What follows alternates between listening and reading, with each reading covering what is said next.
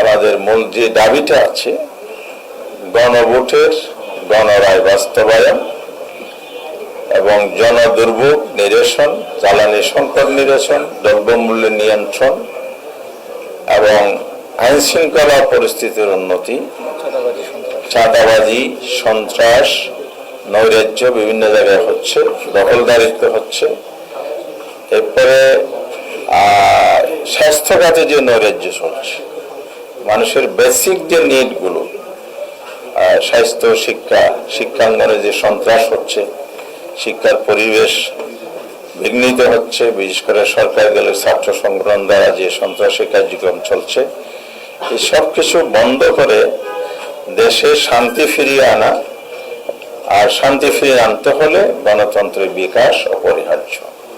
কিন্তু সরকার সেদিকে না গিয়ে দলীয়করণ এত বেশি হচ্ছে, নিয়োগ বাণিজ্য, বদলি, পদোন্নতির ক্ষেত্রে একচাটিয়া দলের লোক নিয়োগ করা, স্থানীয় সরকার নির্বাচন না দিয়ে দলীয় লোকদেরকে প্রশাসন নিয়োগ করা হচ্ছে।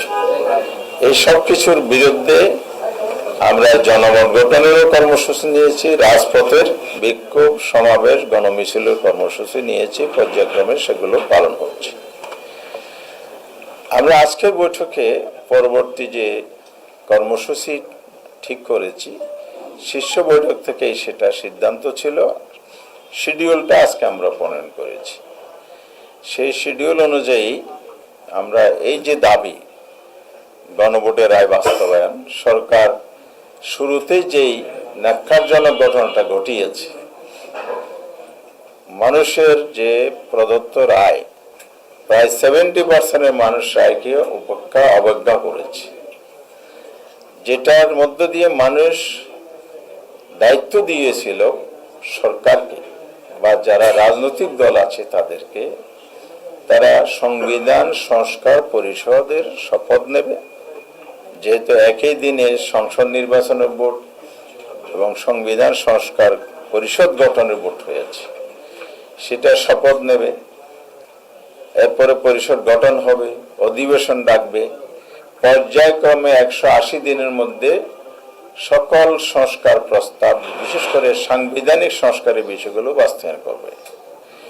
সরকারি দল নির্বাচনের আগে সেই প্রতিশ্রুতি দিলেও, জনগণের কাছে প্রকাশ্যে ভোট চাইলেও, আবার টোটাল মেজরিটির যে তাদের সমর্থনের কথা তারা বলে, দাবি করে তারা, সেটার জোরে জনগণের এই মতকে উপেক্ষা করেছে।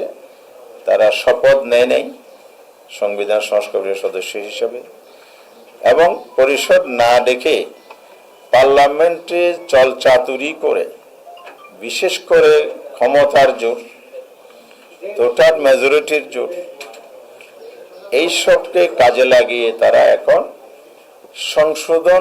সংবিধান সংশোধনের প্রস্তাব আনার জন্য প্রক্রিয়া শুরু করেছে। আমরা আজকের এই প্রেস ব্রিফিংয়ের মাধ্যমে, আপনাদের মাধ্যমে এটার নিন্দা জানাচ্ছি, প্রতিবাদ জানাচ্ছি, দেশবাসীকে সজাগ করছি। আপনাদের রায় নিয়ে যে সিনেমিনি খেলা হচ্ছে, এটার বিরুদ্ধে আরো জনমত শক্তিশালী করতে হবে, আমাদের আন্দোলনকে আরো বেগবান শক্তিশালী করতে হবে। এছাড়া জনগণের যেসব সমস্যা বলে আমরা বলেছি, সেগুলোর সমাধানেও জনগণকে সম্পৃক্ত করে আমরা নিয়মতান্ত্রিকভাবে রাজপথের আন্দোলন 11 দলীয় ঐক্যের মাধ্যমে আরো সুসংহত এবং জোরদার করতে চাই। সেই লক্ষ্যে আমরা 7টি বিভাগে ভিন্ন ভিন্ন তারিখে সমাবেশ করার সিদ্ধান্ত নিয়েছি, যা আজকে এখানে ঘোষণা হচ্ছে। প্রথম হচ্ছে, আমরা মে মাসের 16 তারিখ থেকে শুরু করব। 2 তারিখ যেহেতু আমাদের জেলা পর্যন্ত প্রোগ্রাম আছে, তার সাথে আবার ইতিমধ্যে ঘোষিত বিভিন্ন জেলায়, জেলা শহরে সেমিনারের এই দাবিগুলোর উপর সেমিনারের কর্মসূচি চলমান আছে। যেমন আগামী 10 তারিখ চট্টগ্রাম মহানগরীতে 11 দলের এই সেমিনার আয়োজন আছে। পর্যায়ক্রমে প্রত্যেক জেলা মহানগরীতে এই সেমিনারগুলো অনুষ্ঠিত হবে।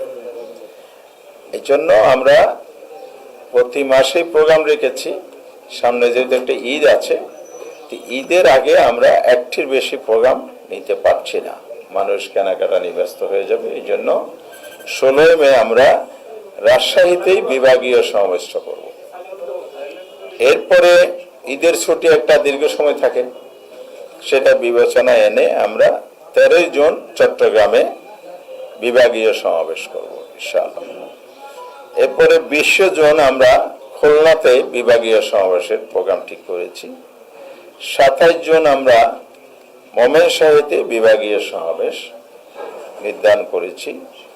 এরপরে 11 জুলাই রংপুর বিভাগীয় সমাবেশ, 18 জুলাই বরিশাল বিভাগীয় সমাবেশ, 25 জুলাই সিলেটে বিভাগীয় সমাবেশ করা হবে। এই সমাবেশগুলোতে ওই সিটি কর্পোরেশন বিভাগীয় শহর এছাড়া আশপাশে যত জেলা আছে প্রত্যেক জেলাকে সম্পৃক্ত করে ব্যাপক লোকদের এখানে সম্পৃক্ত করা, সমাগম করা, সমাবেশ করা, বিশাল মহাসমাবেশে রূপান্তর করার সিদ্ধান্ত নিয়ে আমরা অবশ্যই নিচ্ছি।